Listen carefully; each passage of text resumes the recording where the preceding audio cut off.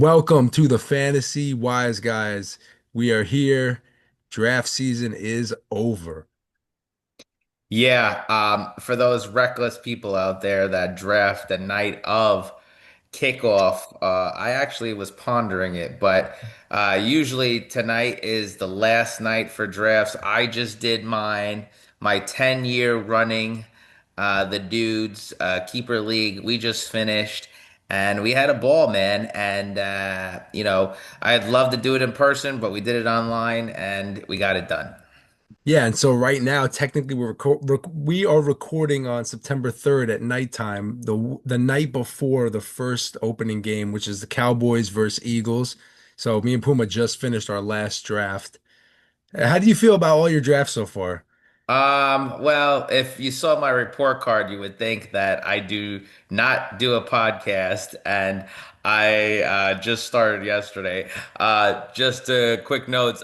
The league I did tonight, I got an F in. Oh, wow. The league I did last night, which was our Wise Guy League that we do with a lot of our friends and stuff like that. That friends and family. That I got a D minus. Wow.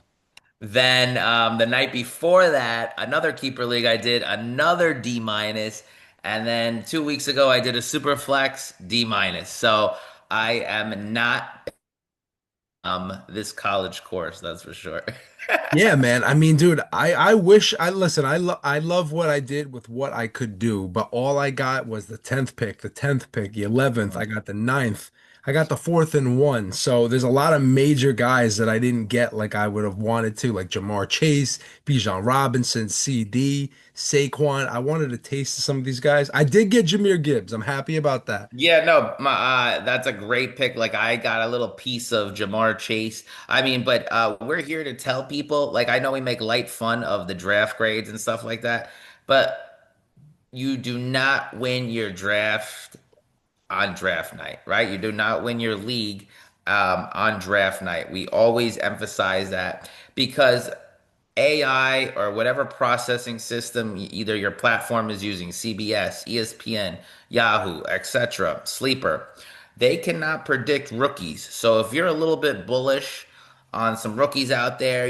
Mike, you saw this was probably one of the drafts that I could last remember that there was a lot of rookies taken. Trevion Henderson, to name a few. Omarion Hampton, Genty, of course, the consensus top 10 pick.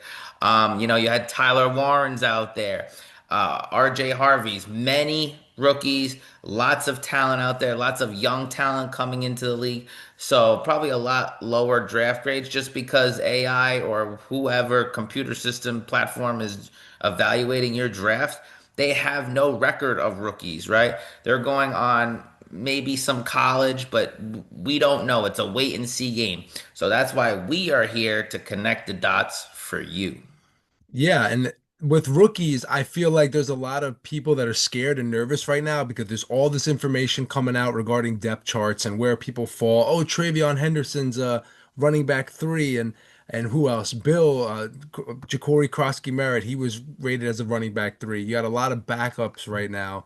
RJ Harvey listed as that, but I feel like people do not need to worry. I mean, there are certain guys that you don't think, like maybe the Caleb Johnson situation with Jaylen Warren. Jaylen Warren just got a 2-year extension, $12 million guaranteed. Caleb Johnson is the third back there.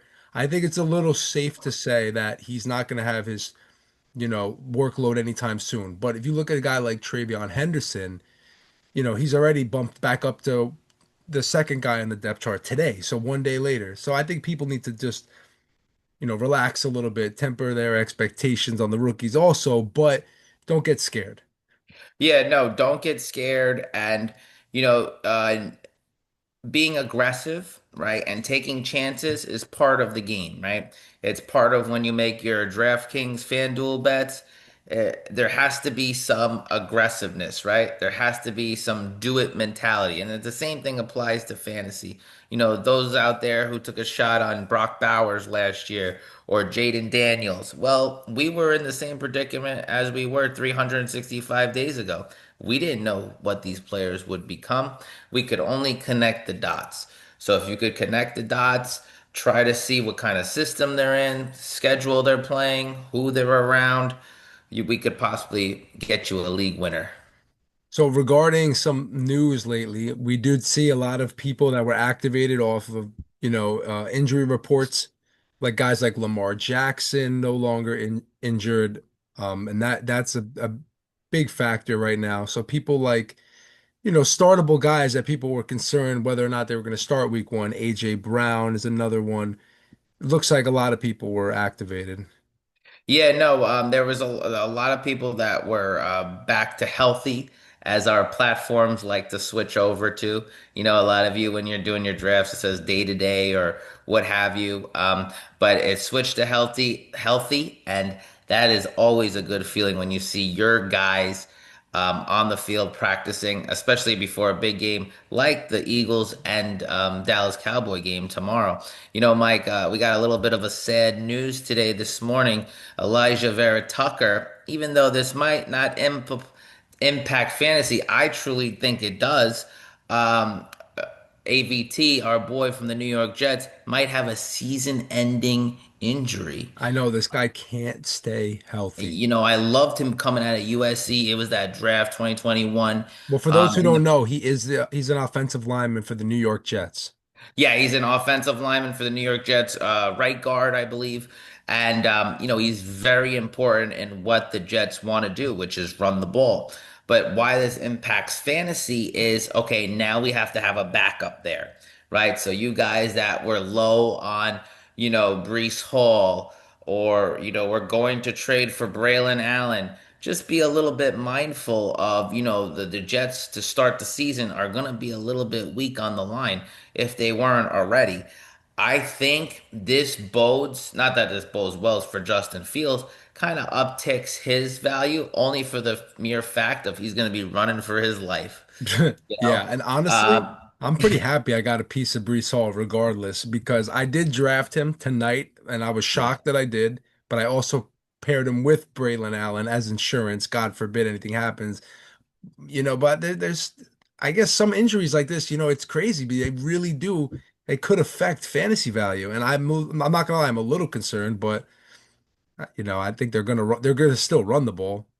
No, I think they're still going to run the ball. They're still going to try to jam it. I mean, that's where Aaron Glenn learned from, was the Detroit Lions with Ben Johnson and Dan Campbell. So I think True. he'll try to take the same kind of play style in New York. I mean, they do have the quarterback coach from the Lions. He's our new offensive coordinator.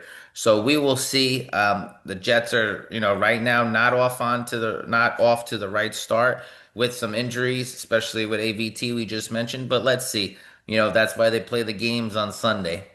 Leading into some other news that just broke not even a half hour ago, Jauan Jennings. This was a guy that I was actually targeting in our draft last night, Mike.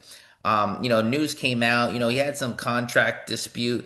They just got him back on the field. He's making point 8 mil per year.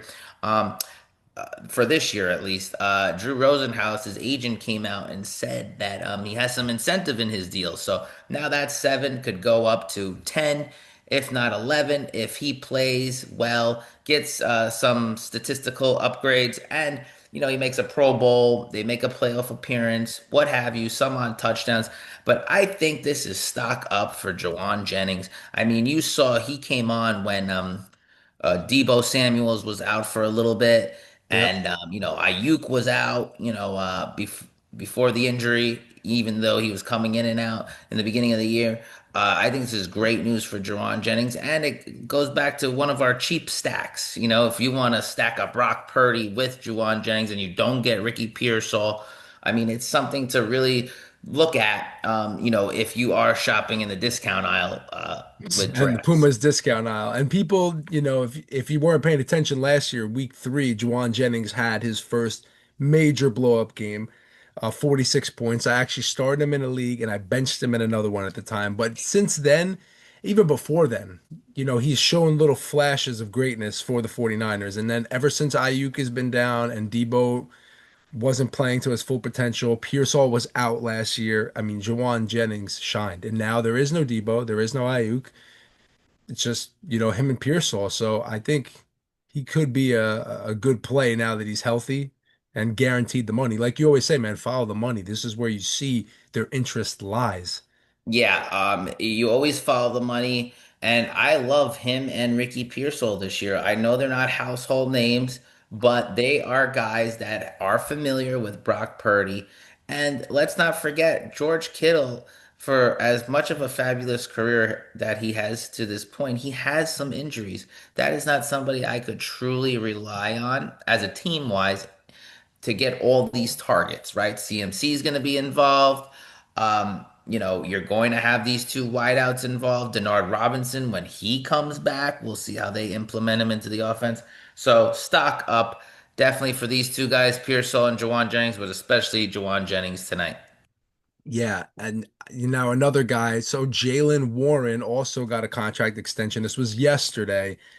An extra 2 years, $12 million guaranteed. Puma, you always laugh at me with the Jaylen Warren, and I understand a lot of people look at him because he's not sexy, that he's just not a good fantasy option. He's not a sexy pick. He's always been behind Najee Harris and that putrid Steelers offense, but he is he is a really solid running back, especially for PPR leagues, and he's got the number one highest break tackle rate in the last 3 years, and he's just vacated 300 opportunities with Najee Harris leaving, them giving him the extra 2 years, $12 million, and you see Caleb Johnson third on the depth chart now. To me, I think Jaylen Warren is an immediate plug and play, especially at least a flex RB2 maybe, but you can expect to see a lot of volume from him over there. Yeah, no, and we know that Arthur Smith of the Pittsburgh Steelers loves to use the running backs, loves to use Jonnu Smith. I saw on a couple of shows, it's like, Puma's a little bit single out there. I want my future wife to look at me how Arthur Smith looks at Jonnu Smith. And that is so true. Yeah. This guy might have him even throw the ball. So New York Jets, watch out on Sunday because he loves Jonnu Smith. And with Jaylen Warren, as of course, as you're talking about the money, follow the money.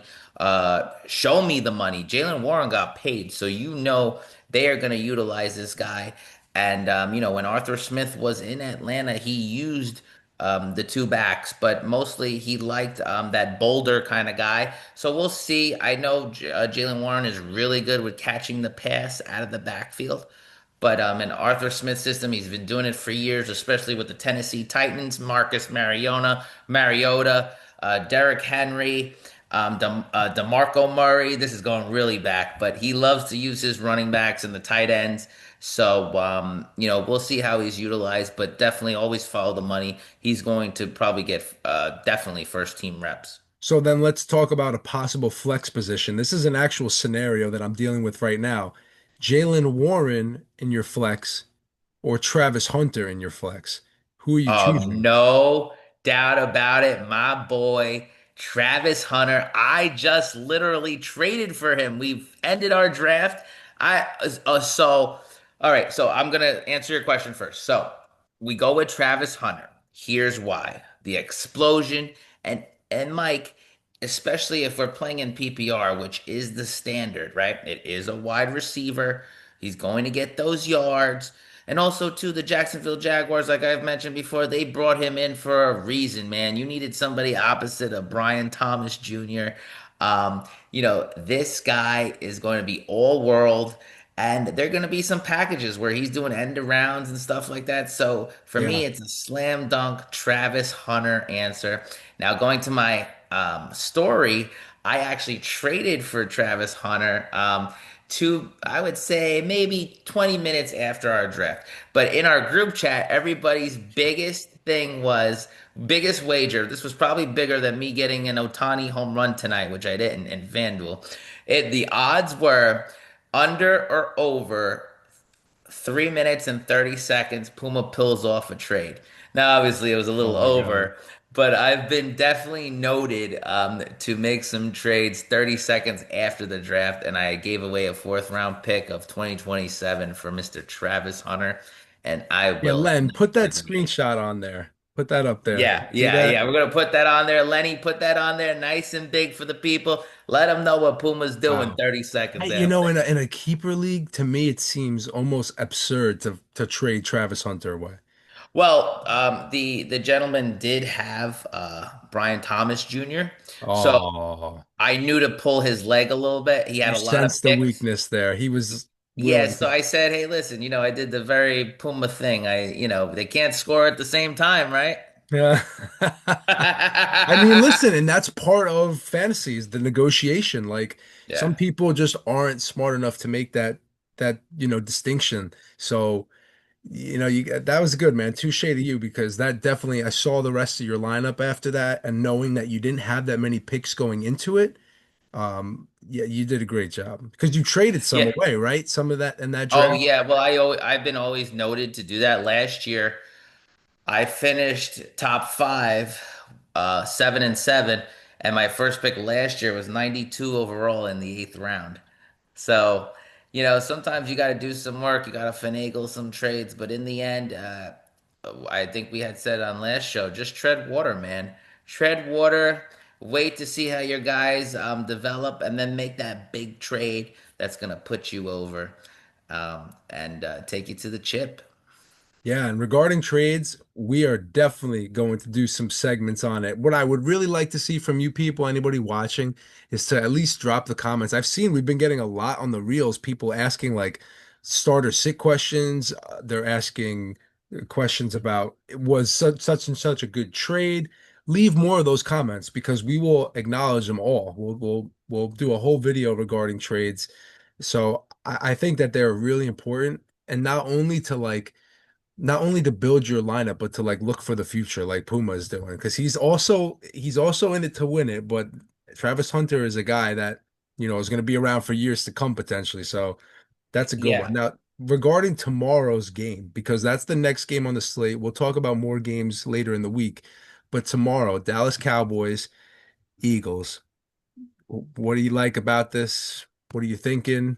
So for me, I'm loving, loving, loving, CeeDee Lamb over 6 catches, over 60, 70 yards. Just because going into this, there was a lot of smack being talked about putting him on Guantanamo Bay. One of the cornerbacks of the Eagles trying to lock up Mr. CeeDee Lamb. I don't think that the Cowboys are going to be pushed all around like people think they are. Now, granted, you'll get your tush pushes in the game with Jalen Hurts. I think he's a dynamite play. But I think there'll be some back and forth. Remember, these two teams play in the same division, and how high would Jerry Jones hold his head if Dallas competed and came away with a victory against the Super Bowl returning champs with I no couldn't Micah agree with you Parsons? more. Yeah, Yeah, I totally. think it's a slam dunk play. You get a nice Thursday night game. You fire up, the TV, the popcorn, and you get your popcorn ready, like T.O. used to say. Now, you remember, so the Eagles last year had like a notable defense, a very good defense, especially Yeah, against the pass. So CeeDee Lamb, I remember the last game that he played against them, maybe 6 catches, 40 yards last year.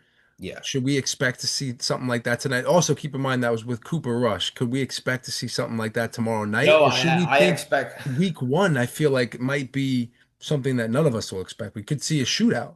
Right. I predict a shootout. I actually predict, the Cowboys will put up a good front and make it a competitive game. I think CeeDee Lamb's going to have over 100 yards receiving, a touchdown, 7 receptions. But that's me. There's some people that think that the Eagles are going to blow them out of the water. They're recency bias. They're just coming off a big Super Bowl win. But I'm here trying to connect the dots. They have their ring ceremony. Maybe Dak Prescott and the boys could catch them off guard. I love CeeDee Lamb tomorrow, and I also love AJ Brown tomorrow. And obviously, you got to start your studs, Jalen Hurts, Saquon Barkley. But now let's talk about a guy like Dak Prescott. do you start Dak Prescott? Let's say you got Dak Prescott and I don't know, CJ Stroud or Drake May. Yeah, so for me, if I have Dak Prescott, for me, he's a top five play tomorrow. Why, you might ask?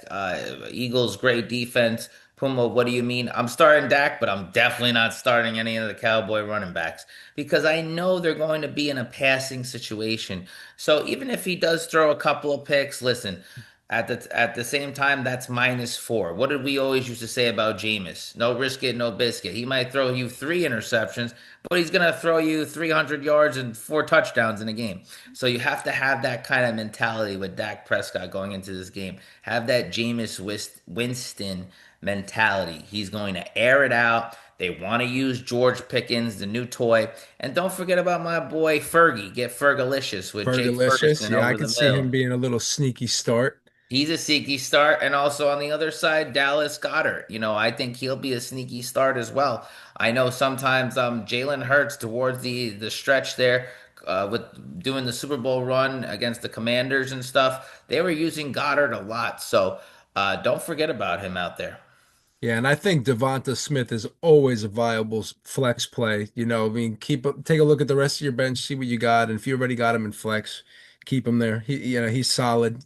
Oh, one You note. see a lot from him. If you do have players going tomorrow, please, please, please put them in your either wide receiver one or wide receiver two, Yes. RB1 or RB2. Obviously, quarterback, if you're not in a super flex league, if you are in a super flex league, you put them as QB1. Yes.